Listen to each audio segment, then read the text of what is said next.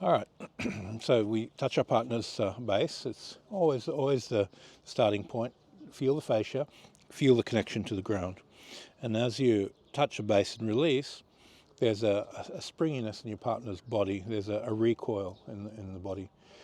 When you are vital breathing and doing that, that recoil, you feel the awareness, the balance, the energy system of the body separate slightly and reconnect.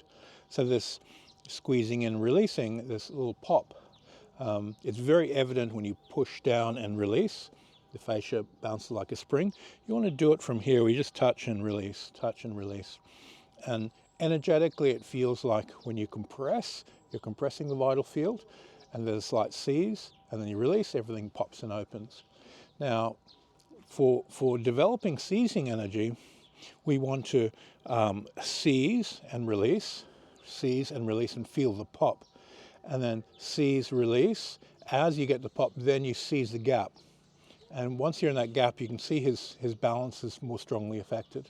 So we're going to grab the fascia, release the fascia, and then grab through the gap into the fascia again.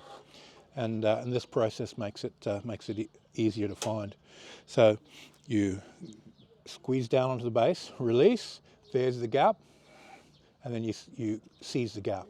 And this is how you develop seizing energy quickly and efficiently. Okay, so find base, squeeze the fascia, open, and then squeeze the gap. And you get a good seize. Now, you would apply this to locking and wrist locks and Aikido style locks, any lock that you're doing. When there's that gap, you may want to lead the person into a submission. So if, let's say, I wanted to apply a pressure there, as soon as I squeeze in, I squeeze and then release, and then I take that pattern and I pull the balance through the pattern. Now I've got a position on his elbow. Whatever the lock and submission you're going to work with, when that gap forms, that's when you put the pattern in, and then you seize again through that gap to lock your partner up. Okay, have a play. Thanks.